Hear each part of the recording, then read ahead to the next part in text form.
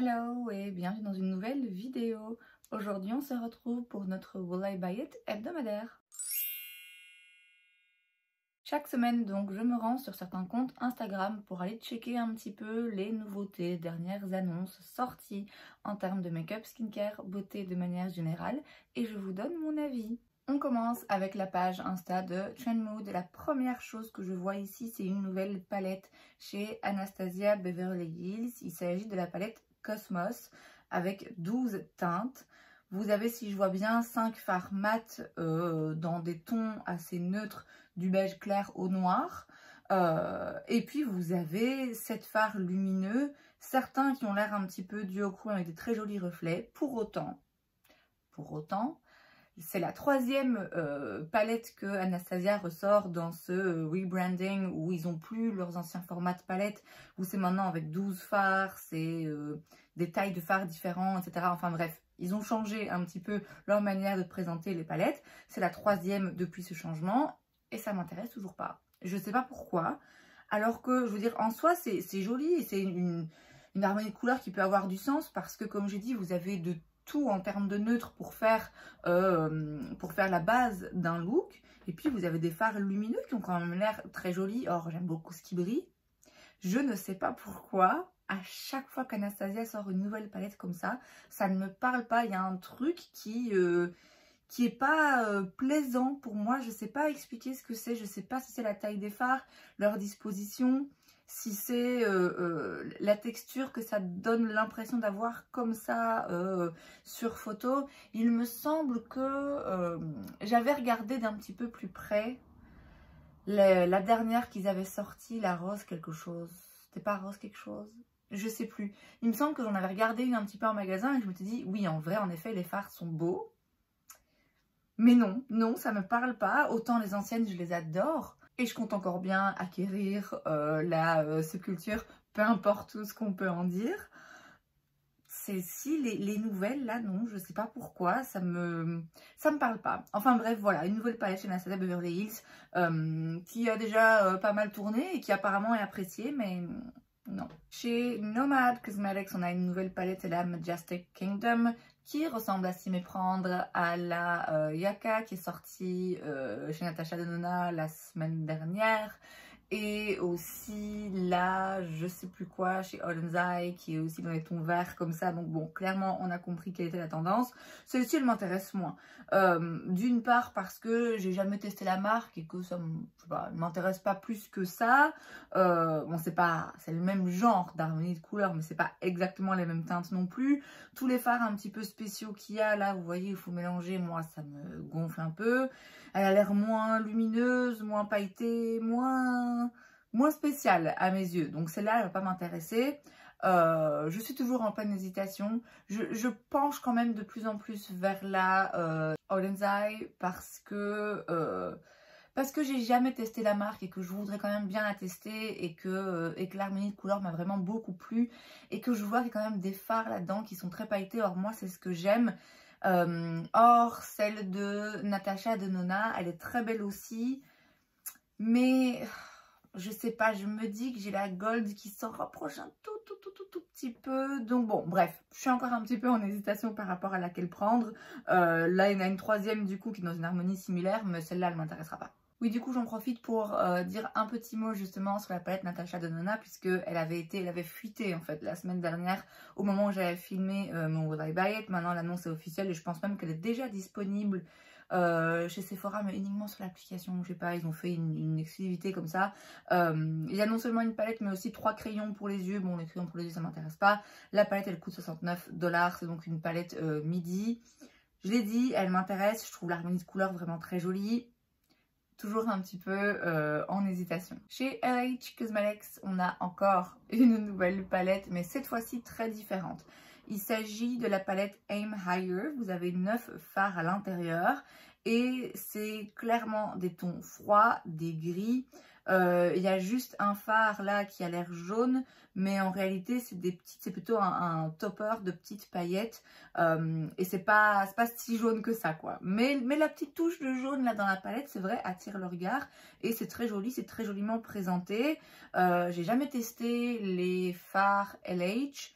Je suis pas plus curieuse que ça. Je suis un peu curieuse par rapport à leur petite palette de 4 fards avec, avec des petits fards pailletés. Je les trouve quand même assez jolies. Celle-là, elle me dit pas particulièrement. Après, si vous aimez le froid, je crois que ça va vous plaire. Hein. C'est peut-être un peu trop froid pour moi. Et encore que les teintes ont l'air assez flatteuses. Mais ouais, non, pour le moment, c'est pas quelque chose qui m'intéresse. Mais bon, pour le coup, j'apprécie le fait qu'on a une sortie de palette un petit peu différente des autres. On a des nouvelles collections chez Essence et chez Catrice. Chez Essence, on a la Melting for Ice Cream Collection. Vous avez des pinceaux avec des petits, vous savez, les petits granulés qu'on met sur les glaces. Là, c'est quand même très mignon. Des petits gloss qui ont un effet comme ça un petit peu marbré. Oui, voilà, encore une fois, c'est un peu mignon. Et chez Catrice, on a la Wild Escape Collection. Oui, voilà, rien me parle particulièrement. J'ai du mal à distinguer exactement ce qu'il y a dans les nouvelles collections. Chez Catrice, je vois qu'il y a un produit en flacon pompe comme ça. Je ne sais pas si ça va être un blush liquide ou un highlighter liquide. Il y en a un qui est rose, l'autre qui a l'air un petit peu bronze. Bon, de toute façon, ce genre de collection, je les vois rarement en magasin par chez moi. Donc, a priori, c'est pas quelque chose que je vais tester ou que j'ai envie de tester. Chez Pharmacy, on a un produit en édition limitée. Il s'agit de leur Clean Makeup Melt Away Cleansing Balm. C'est donc un baume démaquillant. Leur classique, il existe, je sais pas si il a une odeur particulière. Il me semble que c'est le Green Melt Away, quelque chose comme ça. Bref, là, ils le sortent en édition limitée dans la saveur Strawberry Shortcake. Donc, ça va sentir la fraise. J'avoue, ça doit sans doute être agréable. Moi, un baume démaquillant, j'en ai de chez Beauty Bay que j'aime beaucoup. C'est vraiment une texture que j'apprécie particulièrement pour me démaquiller. Je ne serais pas contre d'essayer celui-là a priori. La marque Pharmacy, j'en entends dire beaucoup de belles choses et je voudrais bien essayer l'un ou l'autre de leurs produits. Mais c'est vrai qu'à partir du moment où je peux trouver mon baume démaquillant pour moins de 10 €, voilà, je vais rester chez Beauty Bay pour ça. On a des nouveaux produits pour le soin des lèvres chez Elf. Vous avez tout d'abord un exfoliant en stick pour 5 $. Vous avez aussi des baumes à lèvres dans des petits tubes. Ils ont apparemment changé le packaging et la formulation pour 4 $. Et vous avez aussi des baumes en stick. Je ne sais pas si c'est la même chose mais sous forme de stick plutôt que de tube, j'en sais rien parce qu'il n'y a pas forcément le détail pour ce produit. Quoi qu'il en soit, c'est des produits donc pour les lèvres qui sont très bon marché. Il faut vraiment un de ces 4 prochains matins que je me décide à passer commande chez Elf parce que ils sont disponibles sur Beauty Bay, mais du coup les prix sont un petit peu plus élevés. Il n'y a pas forcément tout non plus. J'avais déjà testé quelques produits de la marque, certains dont j'avais été fan, d'autres pas tellement. Mais ils ont un site Elf Europe sur lequel on peut commander sans avoir de frais de douane du coup. Donc il faut que je me mette à passer une petite commande chez eux pour essayer quelques-uns de leurs produits. J'attends aussi parce que je sais qu'ils ont été en rupture de stock sur beaucoup des dernières nouveautés, tous leurs produits liquides là qu'ils ont sortis. Donc bon, j'attends que ça soit de nouveau en stock pour passer commande. Après, ce genre de produit, pas sûr que j'en prenne un, peut-être à la limite un petit baume à lèvres. Bon, ça peut toujours servir pour 4 $, ma foi. Chez Fenty, on a des gommages, mais pour le visage et pour le corps, les deux à la cerise. Donc on a tout d'abord celui pour le visage qui coûte 28 $ et celui pour le corps il coûte 36 $. C'est avec des AHA, donc ils vont vraiment bien gommer, surtout si vous avez un petit peu de texture. Vous voyez ce qu'on appelle la peau de poulet sur les bras. Je pense savoir que les AHA pour le corps, ça aide. Celui pour le visage, c'est juste un face scrub. Il parle pas d'AHA ici, donc c'est un peeling physique. Donc on a des petits grains. Après, les petits grains ont l'air assez agréables. C'est vrai qu'il faut éviter d'avoir des grains trop agressifs, sinon on va aller abîmer un petit peu la peau. J'en ai déjà, moi, des scrubs. J'en utilise pas forcément hyper souvent non plus. Donc non, celui-là m'intéresse pas plus qu'un autre. Chez Moira Cosmetics, on a les nouveaux Supernova Multichrome Gel Liners. Vous avez 10 teintes, ils coûtent 6 $ chaque, donc c'est vraiment pas cher. C'est une formulation waterproof, ce sont donc des crayons multichrome. Voilà, des crayons pour les yeux multichrome. Et on a vraiment quelques-uns qui sont vraiment très beaux. Ils ont vraiment l'air pas mal, ils ont l'air hyper intenses. C'est pas cher, je trouve, pour des produits multichrome. Moira Cosmetics, il me semble, je les ai vus sur un site, mais je sais plus lequel. Je sais plus, mais je les ai vus sur un site de vente de maquillage en ligne où on vend différentes marques et je les ai vus, je me suis dit, ah bah tiens, ça pourrait être intéressant parce que régulièrement il y a des lancements que je vois passer et je connais peu la marque, donc pourquoi pas? Pourquoi pas tester un petit crayon duochrome. Chez Juvia's Place, on a le Nubian Liquid Luminizer pour 18 $. C'est donc un highlighter liquide. Ils disent qu'on peut aussi le mélanger au fond de teint pour rajouter un petit peu de luminosité à votre teint. J'imagine que vous pouvez aussi l'appliquer plutôt en base, comme beaucoup de ce genre de produits hein, qu'on voit en ce moment qui sont un petit peu multifonctions, qu'on peut mettre comme base, qu'on peut mélanger au fond de teint, qu'on peut utiliser juste comme highlighter, qui se veulent un petit peu dupe du Hollywood Flawless Filter de chez Charlotte Tilbury. Ici en plus vous avez des ingrédients qui vont garder, qui vont laisser la peau hydratée. C'est joli, ça a l'air joli. Après c'est vrai que j'ai déjà ce genre de produit. Je n'ai pas besoin de celui-là en particulier. Spectrum sort des pinceaux en collaboration avec Disney, comme ils le font toujours. J'ai des pinceaux Spectrum qu'il faut que je teste, je ne les ai pas encore testés. Ils ont l'air très doux, ils ont l'air très bien. Hein. Bon, c'est vrai que c'est un peu toujours pareil. Je ne sais pas de combien de kits de pinceaux en collaboration Disney on a besoin. Bon, après, voilà, je sais que ça plaît, il y a des gens qui aiment bien les collectionner. C'est pas du tout une critique, c'est juste que c'est vrai que moi, ça me parle vraiment pas du tout. Chez Tarte, on a une nouvelle palette, c'est la Big Ego. Elle coûte 49 $. Vous avez 18 teintes. Non, hein. Franchement, le packaging est très joli. Le rose, là, un petit peu dégradé, très beau. La palette, vraiment pas. Ouais, vraiment pas du tout. Alors, c'est bien rangé dans la palette au moins, mais... non, ça me dit pas trop. Pourtant, sur il y a une photo après où les fards lumineux ont l'air jolis. Mais non, on dirait une vieille palette. Je trouve pas que l'harmonie soit particulièrement intéressante ou dans la tendance. Non, pas du tout. Guerlain sort des produits pour les cheveux dans leur gamme Abeille Royale. Vous avez shampoing, après-shampoing, sérum et masque pour des prix entre 73 et 127 $. C'est tellement cher pour des produits pour les cheveux. Non, c'est pas du tout quelque chose qui me parle. De manière générale, les cheveux, c'est pas un domaine dans lequel j'ai envie de dépenser beaucoup d'argent. Bon, peut-être que je devrais, hein, parce que ça commence quand même à être pas mal abîmé. Mais j'irai beaucoup plus vite acheter un soin Olaplex que Guerlain, vous voyez. Chez Juvia's Place, encore, on a une nouvelle palette. Cette fois-ci, c'est la Culture 2 Eyeshadow Palette. Vous avez 30 teintes pour 36 $. Donc, le prix est bon. C'est très coloré. J'en ai déjà entendu dire beaucoup de bien hein, des palettes Juvia's Place. À une époque, ils faisaient vraiment fureur. C'est vrai que là, j'ai l'impression que on entend un petit peu moins parler.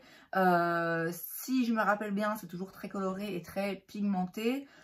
C'est pas là le genre d'harmonie de couleurs qui me plaît. C'est pas rangé non plus d'après moi de la façon la plus optimale. Bon, après voilà, il y a pas mal de verts hein, qui reviennent encore une fois. Mais non, là elle saute pas aux yeux d'après moi. Chez Danessa Myricks, on a une nouvelle teinte dans leur Evolution Powder. Cette fois-ci, elle est rose.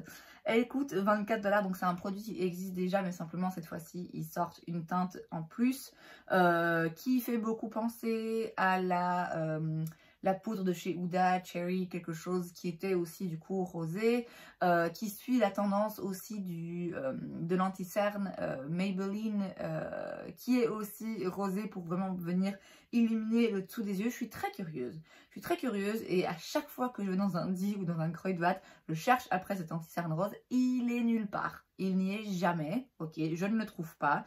Je suis assez curieuse de tester soit de l'anti-cerne, soit de la poudre rose comme ça. Mais bon, c'est vrai que du coup, la poudre Huda, ça va me coûter cher.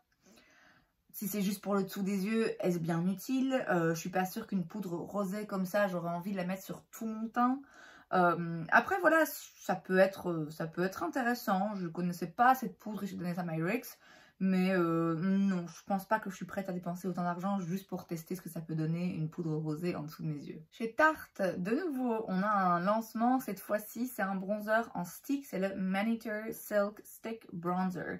Alors, 26 $, donc pas trop cher. bronzer en stick, pile dans la tendance, cette teinte. Et enfin, pour une fois, Tarte a compris que tous ses clients n'avaient pas forcément la peau claire. Ils ont enfin fait des teintes qui vont convenir au plus grand nombre parce que par le passé, voilà, ils ont fait quelques erreurs quand ils ont fait des sorties, des lancements de fond de teint où il y avait peu de teintes ou alors toutes des teintes beige en gros. Donc là, j'apprécie le fait qu'il y ait cette teinte, certaines qui sont vraiment très foncées. Donc ça, c'est bien. Ça, c'est très bien. On apprécie. Le packaging noir comme ça, mat, est très joli aussi. Je suis curieuse. Je voudrais quand même bien tester celui de chez Rare Beauty. Je suis à ça de passer commande chez Sephora, mais ça me fait encore un petit peu mal. Donc, pas sûr que je testerai celui-ci tout de suite. Mais pourquoi pas? En tout cas, je garde l'œil ouvert pour des revues. Chez Benefit, on a des nouveaux produits pour les sourcils, mais ici c'est plutôt pour le soin des sourcils, puisque vous avez une huile pour sourcils, donc, qui va les nourrir et enhances shine, donc qui va augmenter la brillance. Je savais pas qu'on voulait des sourcils brillants, mais ok. Et vous avez aussi un sérum pour les sourcils toujours, donc pour, j'imagine, favoriser la pousse et la santé des sourcils. Bon, c'est pas du tout quelque chose qui m'intéresse de manière générale. Et chez Kaleidos, on a deux nouvelles teintes dans leur Symphony Face Illuminator. C'est donc un highlighter. Vous avez la teinte Peach Punch et Moon Punch. Une qui est un petit peu pêche et l'autre un petit peu rosée. Ça m'a pas l'air très brillant en fait. J'ai du mal à voir en quoi c'est un highlighter, à moins que ce soit justement exprès une poudre pour illuminer, mais de façon très discrète. Oui, à mon avis, c'est plutôt ça. Hein. Là, on dirait que sur les photos qu'il utilise aussi un peu comme un blush. J'ai du mal à comprendre ce qu'elle produit. Non, pour le coup, ça m'intéresse pas. Ils ont déjà sorti quelques palettes chez Kaleidos que je trouvais jolies, intéressantes, mais là, ce produit-là, non, il me parle pas. On se rend maintenant sur la page Insta de Point Click Vibes et je vois qu'ils ressortent un Gloss Bomb chez Fenty dans la teinte Riri qui était de base une édition limitée pour quand elle avait fait le Super Bowl, je crois, qui coûte donc 21 $ et qui maintenant ressort, j'imagine, dans la collection permanente. C'est une jolie teinte. Après, j'ai déjà deux de ces glosses, donc bon, je suis pas sûre que j'en aurais besoin d'un troisième, mais c'est joli. Chez NYX, on a des nouveaux produits. On a tout d'abord dans leur Ultimate Glow Shots Liquid Eyeshadow, donc leur fard à paupières liquide là qu'ils ont sorti il y a quelques mois. Il y a 4 nouvelles teintes, un peu plus intenses, plus colorées. On a aussi des stencils, donc des pour les sourcils, des formes en fait, comme ça vous pouvez remplir votre sourcil directement. J'ai un produit comme ça que je vais tester bientôt. Vous avez aussi le Zero to Brow Longwear Brow Gel. Donc si je vois bien, vous avez deux embouts. Un embout, on dirait que c'est un doe foot, donc j'ai plus le terme. Un petit embout qui ressemble à un embout pour gloss ou anti-cerne, quoi. Donc j'ai du mal à comprendre exactement ce que c'est. Et puis de l'autre côté, vous avez un goupillon. Donc où est-ce que vous déposez le produit? Je suis sceptique quand même un peu. Et puis vous avez des nouvelles palettes aussi qui coûtent 20 $. Vous en avez une nude, une hyper colorée, une avec des couleurs un petit peu différentes et une dans des tons plutôt froids. Oui, bon c'est joli. Après, 16 fards pour 20 $, le compte y est. Il n'y en a pas une en particulier là que j'aurais envie de tester. Chez Charlotte Tilbury, on a des nouveaux mini duos avec un gloss et un crayon à chaque fois dedans. C'est 25 $. Ça peut être pas mal si vous avez envie de tester et que vous n'avez pas envie de payer le prix plein. Le petit duo avec le crayon Iconic Nude, il me dirait peut-être bien, mais ouais, ça m'emballe pas plus que ça, quoi. C'est plus parce que je me dis, ah, ça peut être intéressant de tester une autre teinte, de tester notre formulation, parce que j'ai pas les blush de chez Charlotte Tilbury pour un prix réduit, mais bon, c'est pas non plus révolutionnaire ou hyper intéressant. Et enfin, chez Kimchi Chic Beauty, on a 3 nouvelles palettes dans une collection Donut. Chaque palette coûte 20 $ pour 16 teintes, le même prix que chez NYX, ok. Il y en a une qui est arc-en-ciel, une qui est très rosée et une qui est nude. Bon, de nouveau, c'est intéressant de pouvoir proposer comme ça le même format de palette, mais avec des teintes différentes. Il y a un petit peu de tout, non, il n'y a pas un petit peu de tout, mais je veux dire, il y a de quoi plaire au plus grand nombre si vous voulez quelque chose de très coloré, quelque chose de très neutre. Il n'y en a aucune, moi particulièrement, qui me parle. Ouais, c'est rien de très différent, je trouve. Et c'est donc tout pour cette vidéo, j'espère que ça vous a plu. Si c'est le cas, n'hésitez pas à laisser un like. Vous pouvez aussi vous abonner à ma chaîne parce que c'est gratuit, donc pourquoi pas. Et moi, je vous vois la prochaine fois. Bye!